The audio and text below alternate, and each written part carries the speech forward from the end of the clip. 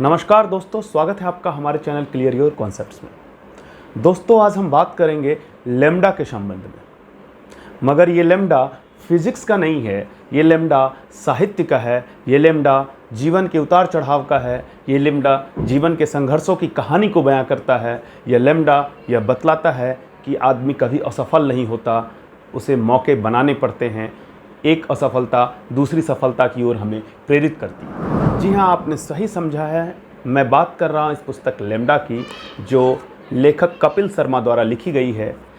एक बेहद ही रोचक, प्रेरणादायक और साहित्यिक पुस्तक, जिसको पढ़ने के बाद आप अपने ज़िंदगी के संघर्षों को इस पुस्तक के साथ जोड़ सकते। आज हम इस पुस्तक से जीवन की प्रमुख कड़वी सच्चाइयों से आपको अवगत कराएंगे, जिसका उल्लेख इस पुस्तक में लेखन के दौरान किया गया है। समाज संघर्ष की तब तक इज्जत नहीं करता जब तक कि सफलता न प्राप्त हो जाए। दोस्तों, यह एक बहुत बड़ी वास्तविकता है। जब तक आप संघर्ष करते हैं, अपने लक्ष्य को पाने के लिए लगे रहते हैं, जुटे रहते हैं, जी जान से मेहनत करते हैं, तो लोगों की सहानुभूति आपके साथ होती है। लेकिन यदि किसी कारणवश आप अपने लक्ष्य को प्राप्त नहीं करते हैं, तो वही व्यक्ति जो कल तक आपके प्रति एक सहानुभूति का नज़रिया रखता था, एक उम्मीद का दृष्टिकोण रखता था, वही आपकी बुराई करने लग जाता है।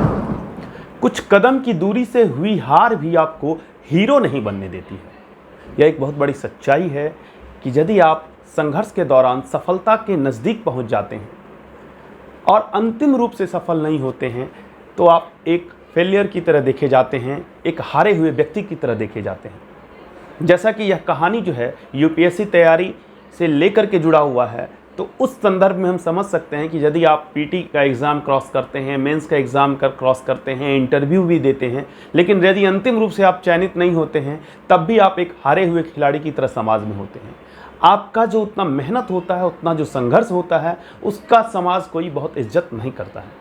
इसीलिए यदि आप इन संघर्षों में जुड़े हुए हैं, जीवन में इन क्षेत्रों में लगे हुए हैं, तो अपने मेहनत को अंतिम परिणाम तक अवश्य पहुंचाइए, अन्यथा आपका मेहनत जीरो हो जाएगा, आपका संघर्ष बेकार हो जाएगा। बदमाश लोगों की प्रवृत्ति होती है कि वे आपके जख्म पर नमक छिड़कें। यह एक बहुत बड़ी कड़वी सच्चाई है। आपके समाज में, आपके चारों ओर कुछ ऐसे लोग भी आपको मिलेंगे जो जानबूझकर आपकी दुखती हुई रग पर हाथ रखेंगे।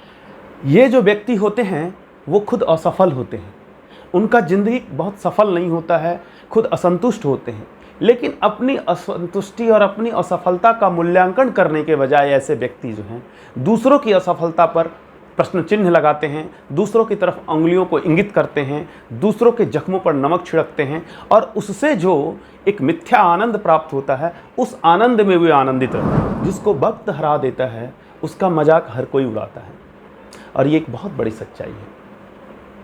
यदि आप जिस चीज़ को पाना चाह रहे हैं, अपने जीवन का जो भी आपने लक्ष्य तय कर रखा है, और आप समय से उस लक्ष्य को प्राप्त नहीं करते हैं, तो हर किसी के दृष्टिकोण में आप एक उपहास के पात्र हो।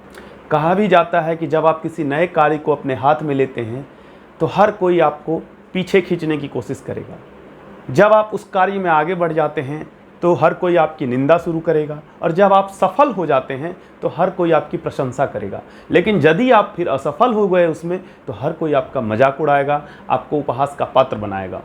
इसीलिए यदि किसी लक्ष्य को आपने अपने हाथों में लिया है, तो उसे अंतिम रूप तक परिणाम पर पहुंचा दें, अन्यथा आप उपहास के पात्र जीवन में बन सकते हैं। आदमी को बांस की तरह होना चाहिए। एक बहुत बड़ा ये जीवन का सच है कि जितना ही ज़्यादा आप बांस की तरह झुकेंगे, उतना ही ज़्यादा आप जीवन में आगे बढ़ेंगे।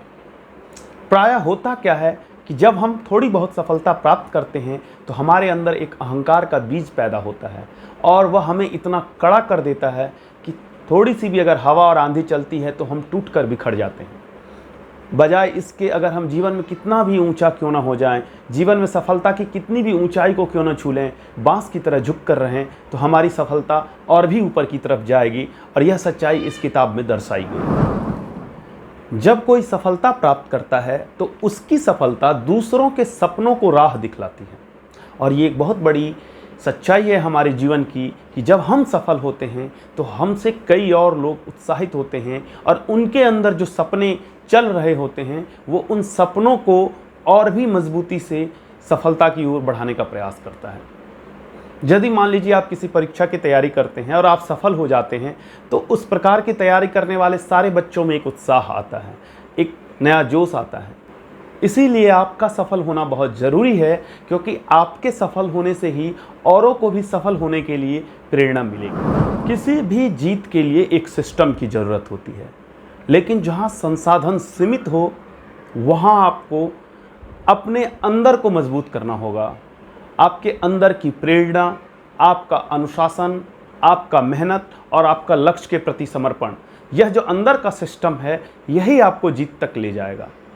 जरूरी नहीं कि आप जिस लक्ष्य के लिए प्रयासरत हों उसके लिए जो भी संसाधन की आवश्यकता हो सब कुछ आपके पास हो, लेकिन इसका यह भी मतलब नहीं है कि आप असफल ही हो जाएंगे। अगर आपके अंदर जिज्ञासा है, आपके अंदर प्रेरणा है और किसी भी हाल में आप अपने लक्ष्य को पाना चाहते हैं, तो आप निश्चित रूप से अंतिम परिणाम तक पहुंचेंगे, बशर्ते कि आप अपने उस अनुशासन, जिज्ञासा, लक्ष्य के प्रति समर्पण को जगाए रखें जब तक कि आपका परिणाम आपके सामने प्रकट नहीं हो जाता। कई बार व्यक्ति जिस दिशा में जाना चाहता है और वह वहाँ नहीं जा पाता है, इसका मतलब होता है कि कोई और रास्ता उसका इंतजार कर रहा होता है। हमने जीवन में कई बार ऐसा देखा है कि हम जो सोचते हैं वह नहीं हो पाता है, लेकिन यदि हम निरंतर प्रयासरत रहते हैं और नए नए रास्तों को तलाशते हैं, तो फिर कोई न कोई एक ऐसा रास्ता, कोई न कोई एक ऐसी मंजिल हमें मिलती है जो हमारे लिए सबसे उपयुक्त होती है, और वही रास्ता, वही मंजिल हमें जीवन का हर वो मुकाम हासिल करवाती है जो हम जीवन में पाना चाहते हैं। इसीलिए कभी भी आपको अपने आप को हारा हुआ और निराश महसूस नहीं करना है। यदि एक रास्ता आपको लगता है कि बंद हो गया, तो निश्चित रूप से कोई ना कोई दूसरा रास्ता आपके जीवन में खुलेगा। व्यक्ति को यदि प्राथमिकता के आधार पर समस्याओं का समाधान करने नहीं आता है, तो वह समस्याओं को और भी बड़ा कर देता है। कई बार ऐसा होता है जीवन में कि हम कई सारे समस्याओं से घिर जाते हैं, लेकिन यदि हमारे पास इस बात का सूझबूझ नहीं है कि किन समस्याओं को इग्नोर किया जा सकता है और किन समस्याओं का समाधान खोजना आवश्यक है, तो हम कहीं ना कहीं अपनी छोटी छोटी बेकार की समस्याओं में उलझकर अपनी जो वास्तविक समस्या है उसको बहुत बड़ा कर देंगे और अंत में असफलता ही हमारे हाथ लगेगी। इसीलिए जब भी आपके पास कई प्रकार की समस्याएं आएँ, तो पहले आप इस बात का मूल्यांकन जरूर कीजिए कि इनमें से किस समस्या को प्राथमिकता के स्तर पर हल करना है और अपने किस समस्या को हमको अभी तत्काल नज़रअंदाज करना है। यह पुस्तक जीवन और मृत्यु के बीच का जो तरंग है, उस लैम्डा को परिभाषित करने का प्रयास करता है। सहज भाषा में लिखी गई है, कई सारे ठेठ देहाती शब्दों का प्रयोग किया गया है, कई सारे कहावतों का, कई सारे प्रसंगों का, कहानियों का प्रयोग करके सामान्य अर्थों में बातों को समझाने का लेखक ने प्रयास किया है।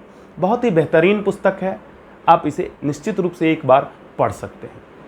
इस पुस्तक को लाने के लिए लेखक को बहुत बहुत धन्यवाद और इस वीडियो को देखने के लिए आप सभी को धन्यवाद।